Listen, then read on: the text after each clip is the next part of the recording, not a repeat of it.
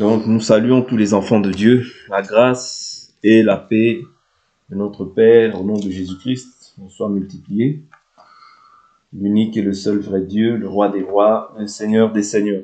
Nous sommes toujours sur notre enseignement que nous avions intitulé « Le péché de participation ». Donc, dans le péché de participation, nous sommes en train de voir, par la grâce du Seigneur, comment est-ce qu'un homme, une personne, n'ayant pas péché, peut se rendre complice du péché d'autrui. Okay? Du péché d'autrui, tout simplement.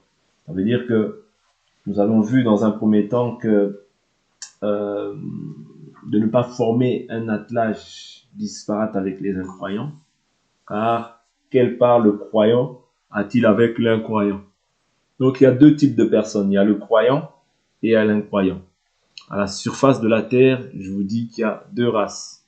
Vous voyez, il y a la race des élus et il y a ceux qui sont incroyants, ok, ou bien les croyants et les incroyants, ok, parce que nous ne considérons pas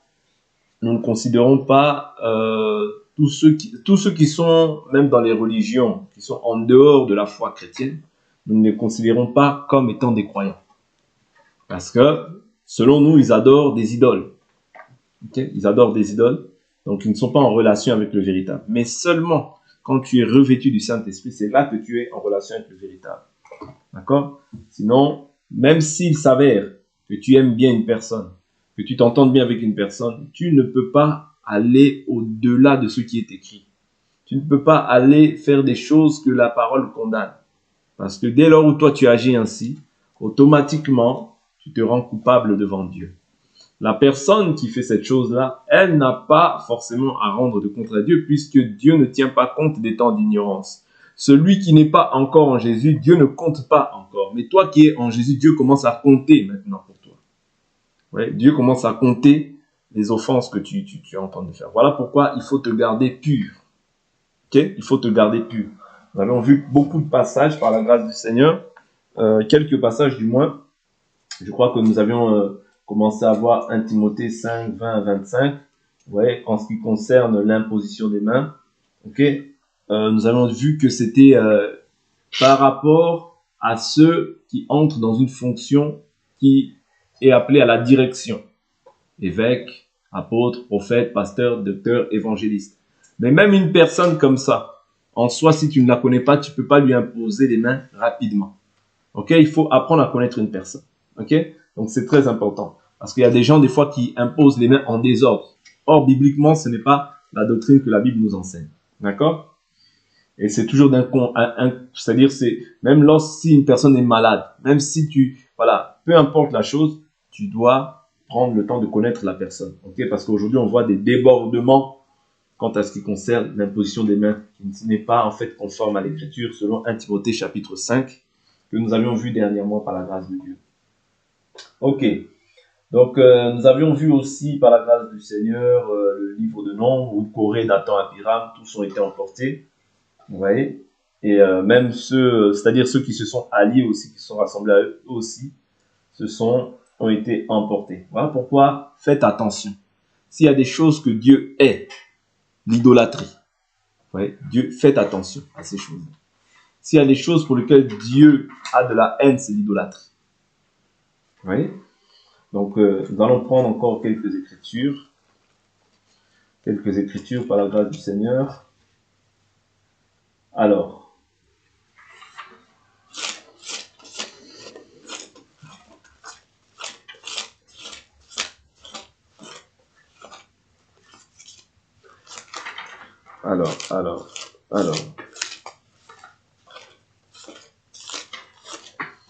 prends le livre de 1 Corinthiens, chapitre 5. On va peut-être aussi basculer dans l'ancienne alliance, si Dieu le permet. Alors, 1 Corinthiens, chapitre 5, le verset 9. La Bible nous dit, je vous ai écrit dans ma lettre de ne pas avoir de relation avec les débauchés. Ouais. Avec les débauchés. Un débauché, c'est qui? C'est celui qui se livre à des pratiques, bien à des passions de la chair. celui qui se livre à la débauche, vous voyez, qui va par exemple de femme en femme, vous voyez, d'homme en homme, c'est un débauché. Ok? Ce n'est pas d'une manière absolue. Pourquoi il dit que ce n'est pas d'une manière absolue? Parce que nous sommes dans le monde. Tu peux avoir ton frère dans la chair qui est débauché. Tu peux avoir ta sœur dans la chair qui est débauchée. C'est-à-dire que là, dans ce cadre-là, la Bible ne te demande pas de pouvoir, c'est-à-dire fuir d'une manière absolue cette personne. Mais tu peux être avec cette personne, mais ne pas agir comme elle agit. Vous comprenez un peu? Donc, parce que toi, tu peux être touché par le Seigneur, et peut-être que la personne ne l'est pas encore. Mais peut-être qu'au travers de toi, cette personne-là, peut-être aussi, elle sera touchée. Voilà pourquoi il dit que ce n'est pas d'une manière absolue. Avec les débauchés de ce monde. Vous voyez, c'est-à-dire que là, il fait la distinction. Avec les débauchés de ce monde. Ou avec les cupides et les accapareurs. Parce que Dieu sait de quoi il fait l'homme. Nous aussi, autrefois, nous étions des leurs. Nous marchions selon les passions, selon les désirs de notre chair, et nous étions par nature ennemis de Dieu. Ok?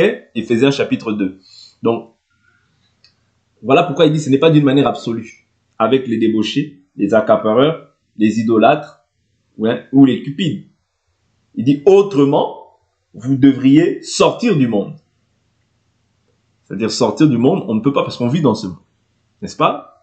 Nous sortirons de ce monde que lorsque nous aurons revêtu le corps de gloire, ou bien lorsque nous irons dans la gloire. Et tant que nous sommes dans ce monde, nous marchons dans ce monde, nous mangeons dans ce monde, nous travaillons dans ce monde, nous étudions pour certains dans ce monde. Vous voyez, tout ce que nous faisons en fonction de ce monde.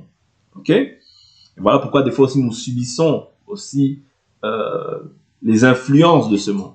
Mais nous ne devons pas être influencés par le monde, mais nous devons être influencés par la parole. Parce que la Bible nous dit, n'aimez pas le monde, ni les choses qui sont dans le monde. Si quelqu'un aime le monde, l'amour du Père n'est pas en lui. Vous voyez, c'est-à-dire l'influence par laquelle doit être dirigé un enfant de Dieu, c'est l'influence de la parole. Il doit être influencé par la parole et non pas par le monde. Parce que le monde passe. Donc il dit, sinon vous devriez sortir du monde. Or, comme il le dit, nous sommes dans le monde. Maintenant, ce que je vous ai écrit, c'est de ne pas avoir de relation avec quelqu'un qui, tout en se nommant frère, là ça change, là la donne change. Donc ici maintenant, il spécifie, vous voyez, la personne, il spécifie que une personne tout en se nommant frère. On peut prendre aussi une personne tout en se nommant sœur, n'est-ce pas? Parce que ça ne change pas. Quand je dis frère, je prends aussi la sœur. C'est-à-dire une personne aussi qui se nomme sœur, qui serait comment? Il dit maintenant, ce que je vous ai écrit, c'est de ne pas avoir de relation avec quelqu'un qui, tout en se nommant frère. Ça veut dire si un frère, si une sœur, et quoi? Serait débauché, cupide, ou idolâtre, ou insulteur, ou ivrogne, accapareur, et même de ne pas manger avec un tel homme. Dès lors où nous avons un frère, c'est-à-dire Dieu, voilà pourquoi tout à l'heure, au début de l'enseignement, je vous ai dit qu'il y a 2 races à la surface de la terre. Il n'y en a pas plus. Même si l'autre, on dit c'est un Indien, l'autre c'est un... Non, selon Dieu, il y a 2 races. Il y a les saints et il y a ceux du dehors. Vous voyez? Il y a les saints et il y a ceux du dehors. Vous comprenez? Donc ceux du dehors, c'est ceux qui n'ont pas encore été réconciliés avec Dieu. Ok? Donc dans ceux du dedans, on peut être indien, on peut être américain, latino, africain, arabe, qu'importe. Parce que Dieu, selon Apocalypse chapitre 5, il a racheté un peuple de toute race, de toute nation, de toute tribu, de toute langue et de tout royaume. Il a fait de nous de tout peuple et il a fait de nous un royaume et des sacrificateurs pour Dieu son Père.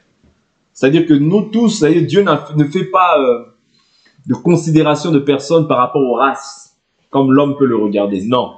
Vous voyez? C'est-à-dire que ici, quelqu'un peut être insulteur, accapareur, cupide. S'il ne connaît pas Dieu, il n'y a pas de souci. Je peux même, à la limite, manger avec une personne comme ça.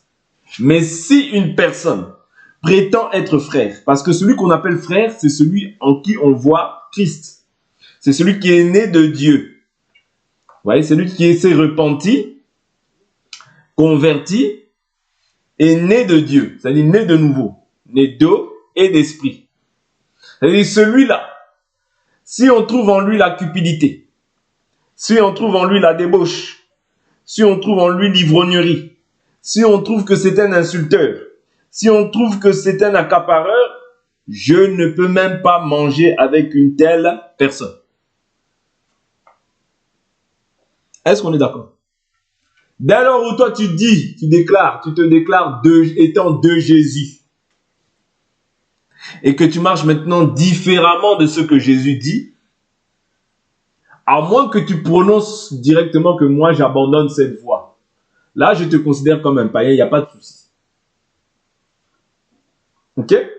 Mais si tu portes le nom de Jésus, et que dans ton attitude, ton comportement, tu fais tout ce qui est contraire à ce que Jésus veut, je ne peux pas manger avec toi.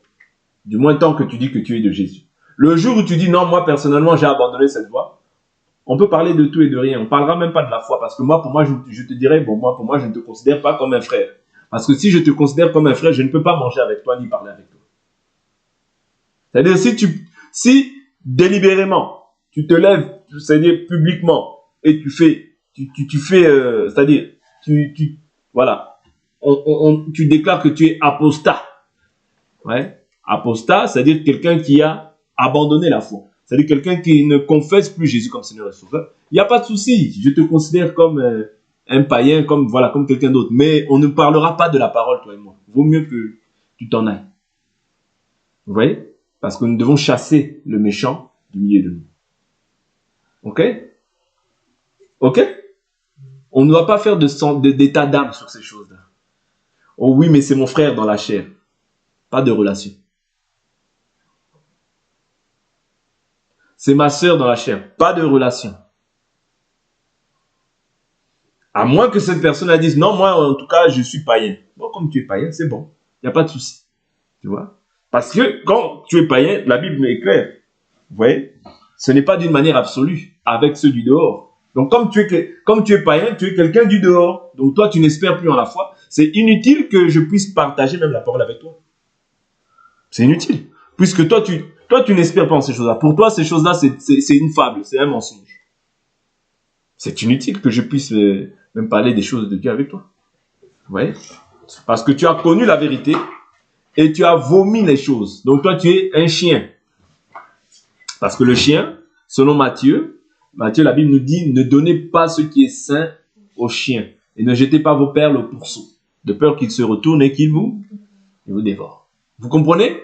Donc, quelqu'un qui agit comme ça, c'est un chien. Okay? Or, les chiens, c'est ceux aussi du dehors, selon la parole. Vous voyez? C'est ceux du dehors, selon la parole. Donc, ce sont des animaux. Donc, ceux du dehors. Donc, quand tu déclares publiquement que moi, je suis un chien, il n'y a pas de souci, on peut parler. Il n'y a pas de souci. On parlera de tout, mais sauf de la parole. Parce que toi, pour moi, dans ma tête, tu es comme un chien. Vous voyez? Parce que tu as appris les choses saintes, mais tu les as vomies. Ok? Donc, je ne peux pas jeter les perles au pourceau. Les perles, c'est ce qui est sacré, c'est ça. Vous voyez? Je ne jette pas mes perles au pourceau. Donc, je ne te partagerai pas la parole. Va faire comme tu as envie de faire. Puisque tu es un chien. Va. Ok? Ne donne pas cette nourriture. Cette nourriture, c'est pour les saints. Donc, de ne pas manger avec un tel homme. Donc, on ne mange pas. Il faut être strict avec ça. Il faut être strict avec ça et te garder pur. Parce que cette personne-là, si tu ne le fais pas, cette personne va t'influencer dans ses voies. Ah oui, parce que n'oubliez pas, l'homme est constitué pour croire en quelque chose. Je vous ai toujours dit ça. L'homme est constitué pour croire en quelque chose. Je vais vous montrer ça, je vais vous prouver ça par l'écriture tout à l'heure. L'homme est constitué pour croire en quelque chose. Regardez, laissons un doigt dans 1 Corinthiens chapitre 5. Puisque l'homme est tiré de Dieu, il est à l'image de Dieu. C'est-à-dire sa source, c'est Dieu.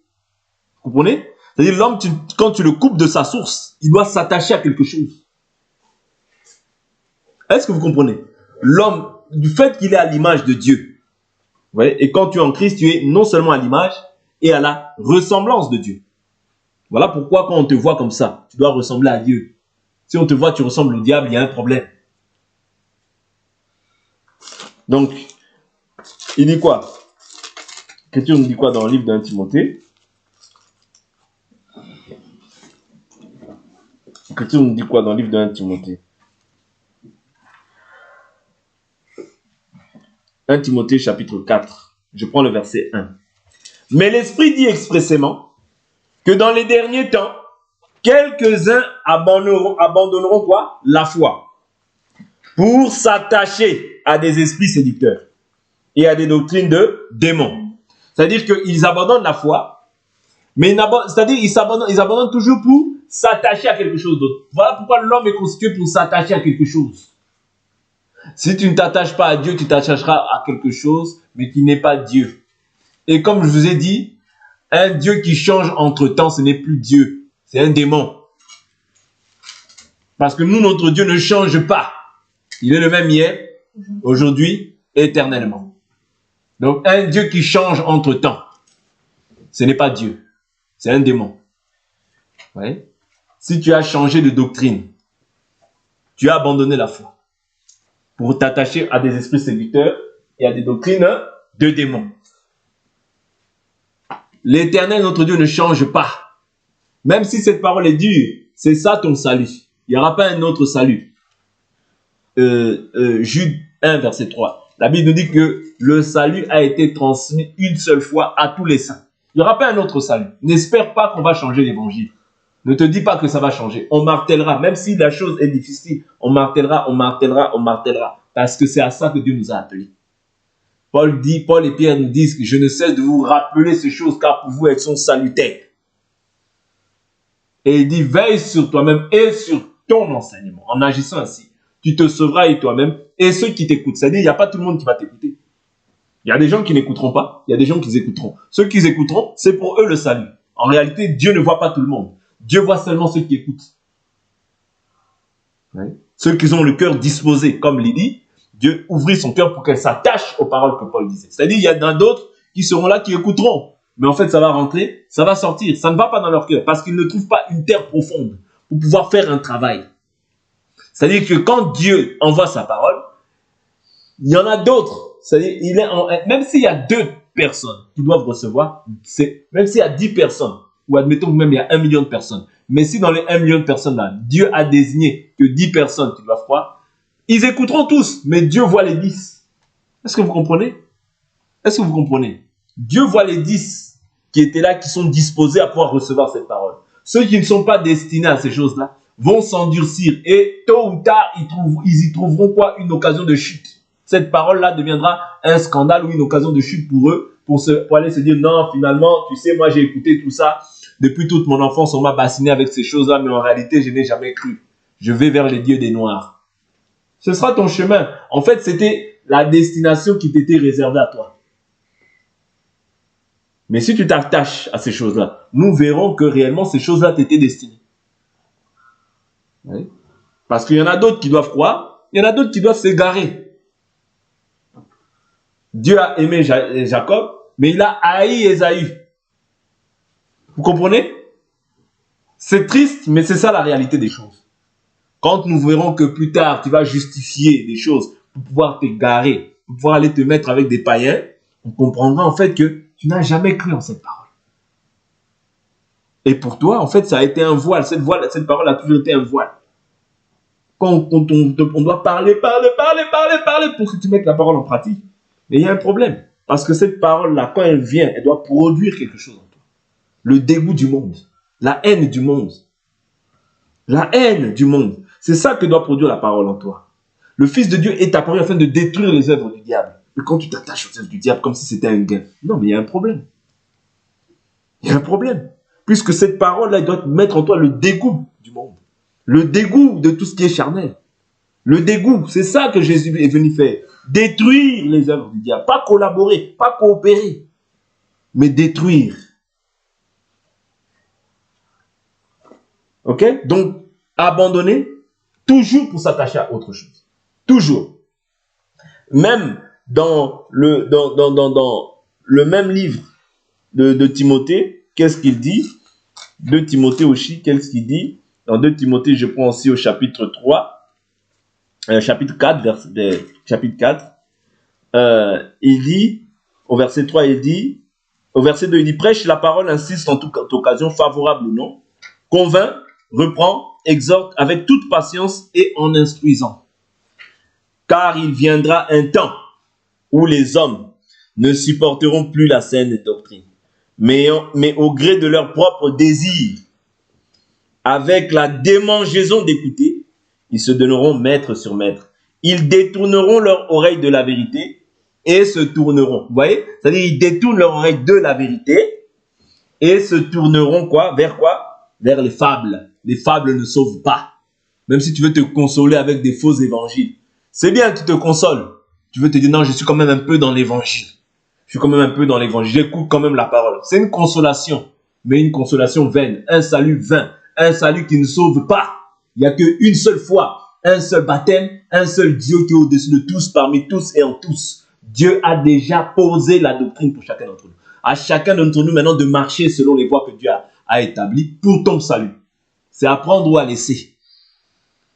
C'est à prendre ou à laisser. Dieu dit, vois, j'ai placé au-devant de toi la mort et la vie. Je te conseille de choisir la vie afin que tu vives et que tu sois heureux. Si ce n'est pas le cas, tu ne vivras pas et le bonheur ne sera pas ton partage.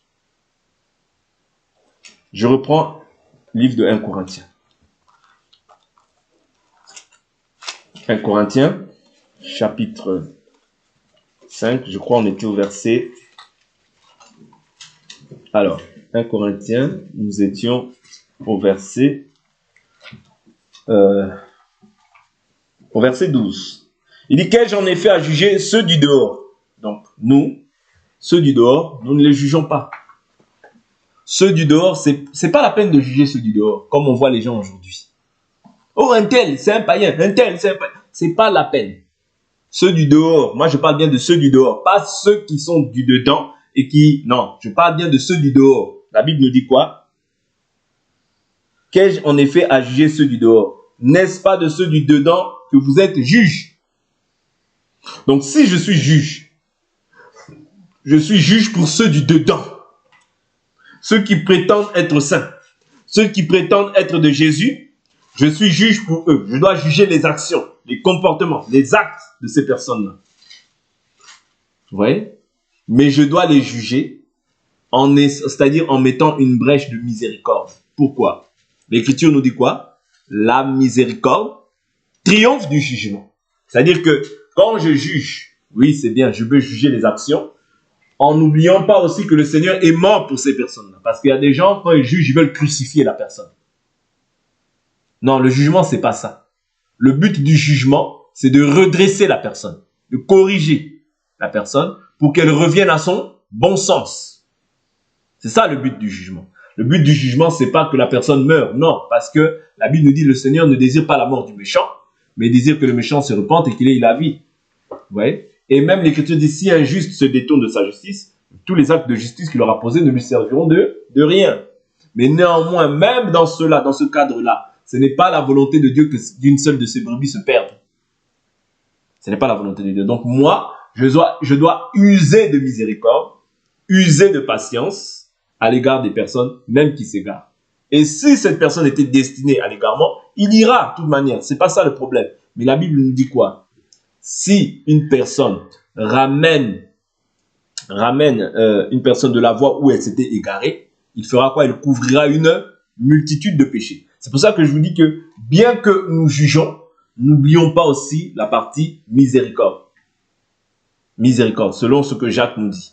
Jacques nous dit quoi? La miséricorde triomphe du jugement. La miséricorde. Parce que Dieu veut avant tout la miséricorde et la compassion. Pourquoi? Parce que si Dieu gardait les transgressions des hommes, l'Écriture nous dit, personne ne pourrait être sauvé. Ouais. C'est par grâce que nous sommes sauvés. C'est par grâce. Et une personne peut bien faire des mauvaises choses, même étant dans le Seigneur, mais se repentir de cela et revenir de tout son cœur à Dieu. Et Dieu l'accueille, pendant que toi, tu es encore en train de matraquer son péché. Vous comprenez? Donc, usons de miséricorde et de compassion à l'égard des personnes. Parce que c'est ça que Dieu agrée aussi. Ok. Donc, c'est de ceux du dedans dont nous sommes juges. Ceux du dehors, Dieu les jugera. Verset 43. Expulsez le méchant du milieu de vous. Vous voyez, donc nous devons expulser le méchant du milieu de nous. Pourquoi? Nous n'expulsons pas le méchant pour qu'il soit indéfiniment, bien une personne même qui s'est méconduit, ou bien un frère. Parce que un frère qui agit comme ça, Dieu le considère comme méchant. Un frère qui agit dans la cupidité, dans l'idolâtrie, dans tout ça, Dieu le considère maintenant comme méchant, plus comme juste. Parce que la justice a une marche, une règle de doctrine à suivre. Mais la méchanceté a une marche aussi. Vous voyez? C'est-à-dire quand je suis méchant, j'ai une ligne de conduite. Quand je suis juste, justifié par la grâce au moyen de la foi en Christ Jésus, j'ai une marche aussi à suivre. Vous voyez? Une marche doctrinale. Ok? Voilà pourquoi l'Écriture dans le livre de 1 Jean là-bas nous dit, si nous disons que nous sommes dans la lumière comme lui-même est dans la lumière, et que nous marchons dans les ténèbres, nous mentons.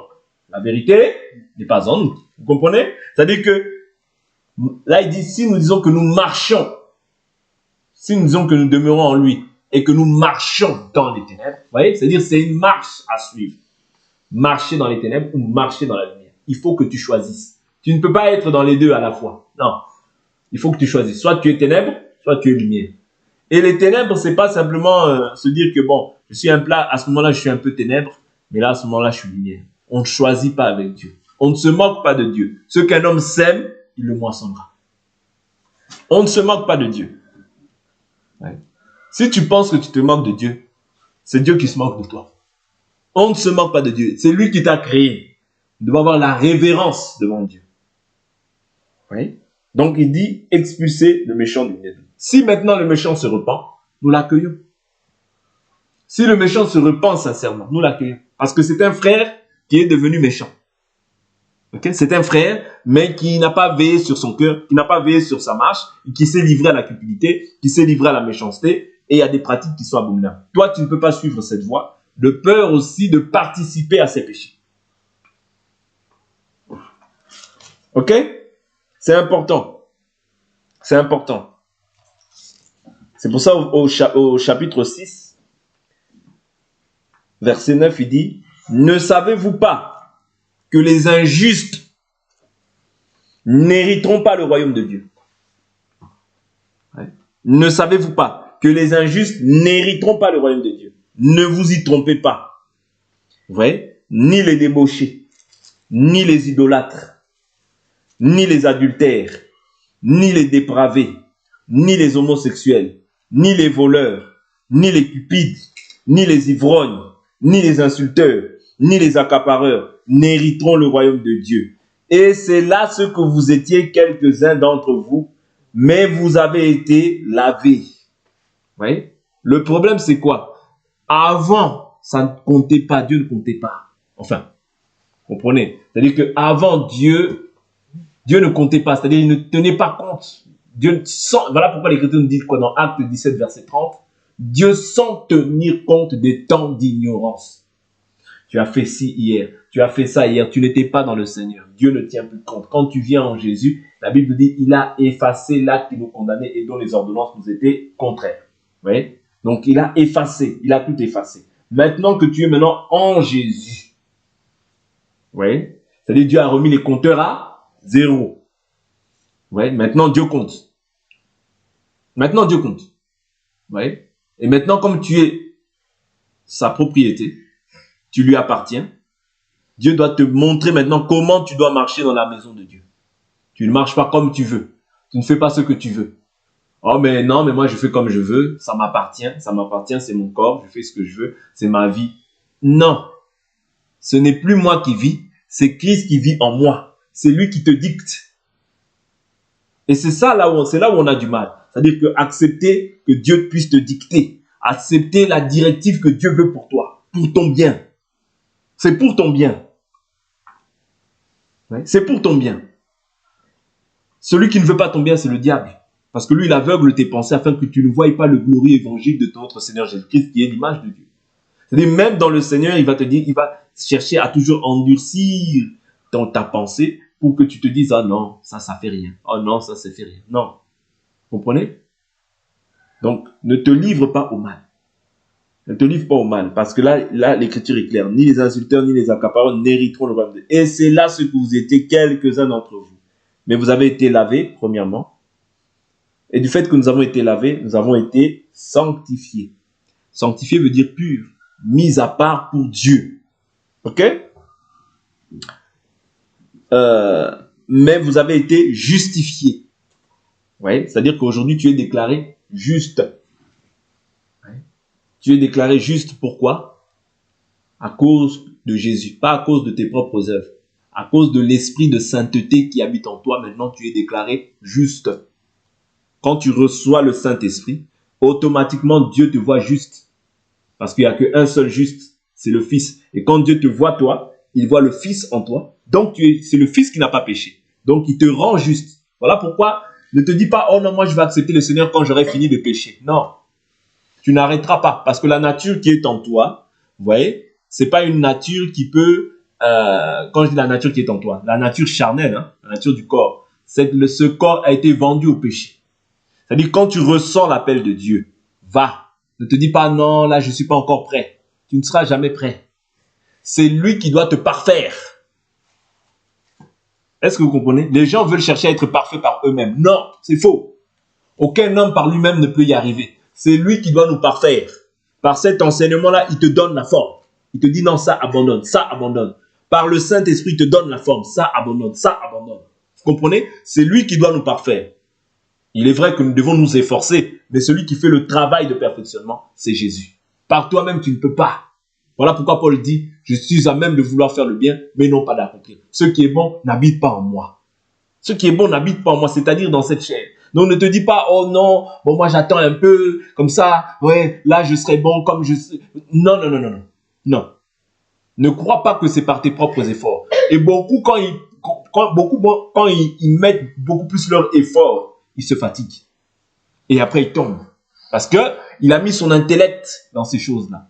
Je ne dis pas qu'il ne faut pas mettre l'intellect. Parce que la Bible dit ajouter à votre foi la sagesse, la maîtrise de soi et tout. Mais je dis simplement que c'est le Saint-Esprit qui fera l'œuvre en toi de perfectionnement. Celui qui a commencé en vous une œuvre bonne la rendra parfaite. C'est lui qui l'achèvera. C'est lui qui fera croître. La semence, quand elle vient, on ne voit pas. Au début, on ne voit rien. Mais quand les tiges commencent le tronc commence à se lever, les tiges, vous voyez, la branche, les feuilles, le fruit, vous voyez, c'est-à-dire c'est toute une étape, vous voyez, pour pouvoir voir le fruit. C'est toute une étape. Il y a plusieurs étapes, du moins, qui se succèdent pour que nous puissions voir tout l'arbre se manifester ainsi que le fruit. Donc, c'est lui qui produit en nous cette chose-là. Ouais. Mais nous aussi, nous devons nous efforcer. Ce n'est pas dit que comme c'est le Saint-Esprit, toi, quand tu vois le mal, quand tu as le Saint-Esprit, maintenant, tu sais distinguer, tu sais discerner ce qui est bon et ce qui est mauvais. Et cela aussi, l'enseignement. C'est le travail de l'enseignement parce que l'enseignement travaille au niveau de ton âme. Pourquoi? Pour que tu puisses t'éloigner du mal. Ouais. Donc, la sainteté, c'est le Saint-Esprit en nous. Voyez? Donc nous avons été sanctifiés, mais vous avez été justifiés au nom du Seigneur Jésus-Christ et par l'Esprit de notre Dieu. Voyez? Donc c'est l'Esprit qui opère toutes ces choses en nous. Pour nous distinguer, tout ce que Dieu fait, c'est pour te distinguer du monde. Tu ne peux pas être à l'image du monde, parce que l'image du monde, c'est l'image de Satan. Parce que la Bible nous dit quoi? Satan est descendu avec une grande colère, sachant qu'il lui reste peu de temps. Vous voyez? Donc le monde entier est au pouvoir du malin. Voilà pourquoi le malin influence le monde. C'est pour ça que je vous dis que plus nous avançons, plus nous verrons les gens nus.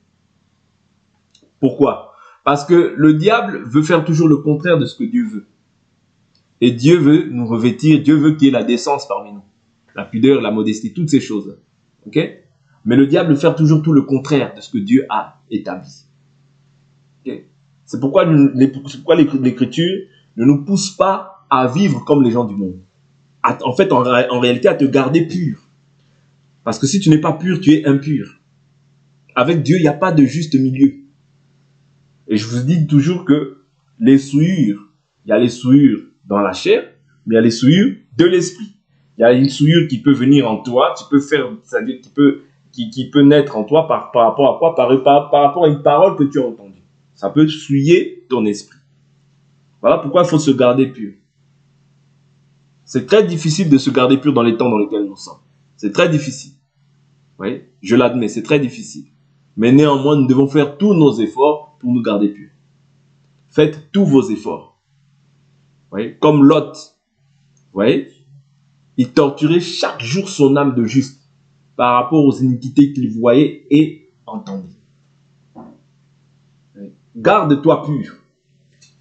Garde-toi pur, c'est important. Vous savez, quand quelqu'un... Je vais prendre une écriture qui me vient à l'esprit. C'est 1 Corinthiens 7. 1 Corinthiens 7. Et je vais m'arrêter là. C'est sur ce verset qu'on va s'arrêter aujourd'hui. Vous savez, quand une personne même n'a pas connu d'homme, ok? Bien, quand un homme n'a pas connu de femme, la Bible dit il est saint d'esprit. C'est pas moi, on va lire 1 Corinthiens 7. 1 Corinthiens 7. Dieu, surtout aux gens qui ne sont pas mariés, vous voyez, aux gens qui ne sont pas mariés, Dieu voudrait que vous puissiez le servir davantage. Parce que l'Écriture nous dit ça. Je prends 1 Corinthiens chapitre 7, verset 29. Voici ce que je dis, frères, le temps est court.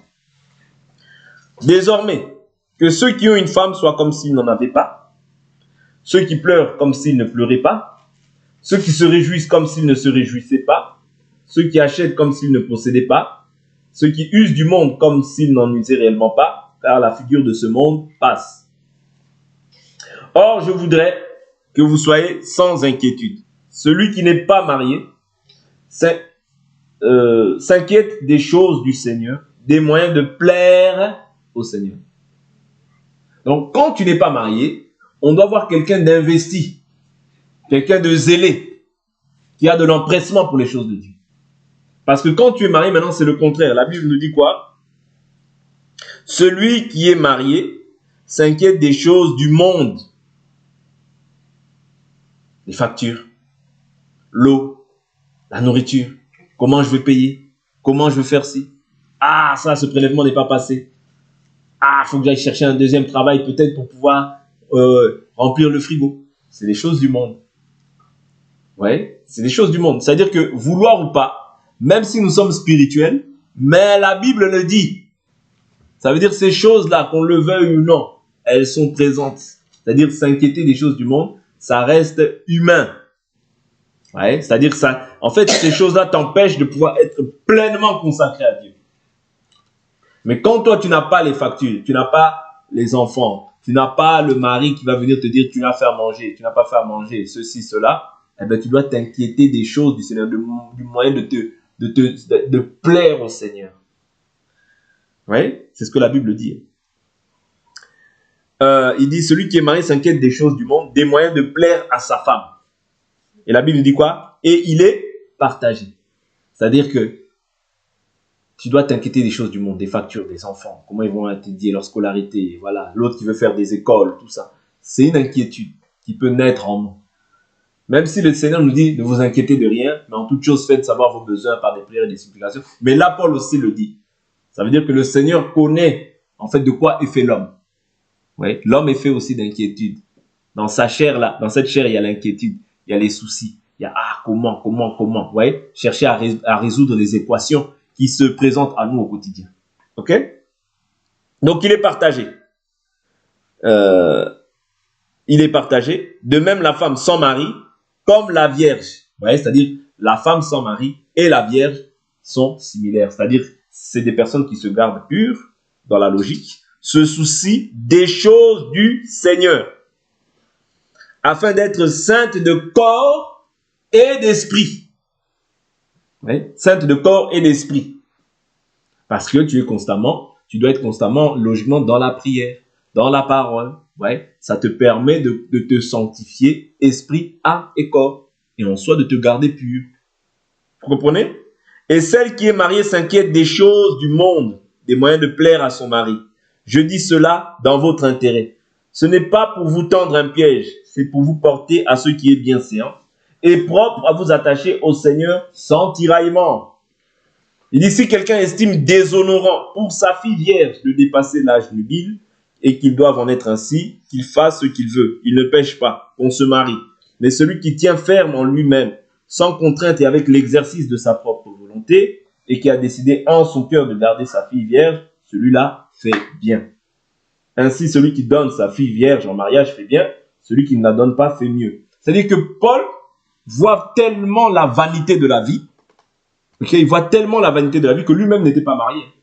Parce qu'il dit, au 1 Corinthiens 7, tout le monde ne tient pas un don comme moi. Vous voyez? Tout le monde ne tient pas un don comme moi. Lui n'était pas marié. Pourquoi? Pour se préoccuper des choses du Seigneur. Pour être prompt à pouvoir aller faire l'œuvre de Dieu facilement, sans contrainte. Il n'était pas marié. Vous voyez? Pour être utile pour Dieu. Donc c'est un sacrifice, mais c'est être utile pour Dieu. Vous voyez? Mais en fait, Paul voit beaucoup plus le mariage comme quelque chose qui peut être une contrainte. Voilà pourquoi il dit que celui qui n'est pas marié fait bien. Celui qui l'est, celui qui n'est pas marié, il dit il fait mieux. Maintenant, on ne donne pas des doctrines parce que si quelqu'un ne se marie pas, si quelqu'un ne veut pas se marier, en soi, il faut qu'on voie aussi quelqu'un de dévoué dans la prière. Ce n'est pas un péché, mais il faut qu'on voie quelqu'un de dévoué. Vous voyez, parce que tout le monde n'a pas le don de célibat. Ok? C'est un don que Dieu accorde à certaines personnes. Bon, maintenant, moi, personnellement, je dirais toujours aux gens, mariez-vous. Parce que Paul dit qu'on se marie. Ouais, Paul dit qu'on se marie. Je veux que les jeunes femmes se marient. C'est-à-dire que Paul considère aussi qu'il y a des personnes qui sont jeunes et qu'au lieu de brûler, Paul dit, vaut mieux se marier. Vous voyez? Donc, c'est très important de comprendre que si en réalité tu ne te maries pas, tu fais mieux. Parce que à ce moment-là, en fait, tu seras utile pour le Seigneur. D'accord? Donc, voilà un peu ce que je voulais partager aujourd'hui. Simplement pour nous dire que tu ne dois pas participer au péché d'autrui. Et tu dois te garder pur, d'esprit, d'âme et de corps. Ok? Tu dois te garder pur. Parce que la pureté, elle englobe plusieurs choses. La pureté, c'est premièrement spirituel, mais il y a la pureté aussi physique. Et ce que tu entends comme parole peut aussi t'éloigner du Seigneur. Ça peut être une parole d'enseignement qui n'est pas conforme à la parole, ça t'éloigne du Seigneur. Ça peut être des souillures à tout moment, ça t'éloigne aussi. Vous voyez? Donc que le Seigneur nous garde dans sa bonté, dans sa miséricorde. Aujourd'hui, on va s'arrêter là et on va prier au nom de Jésus-Christ.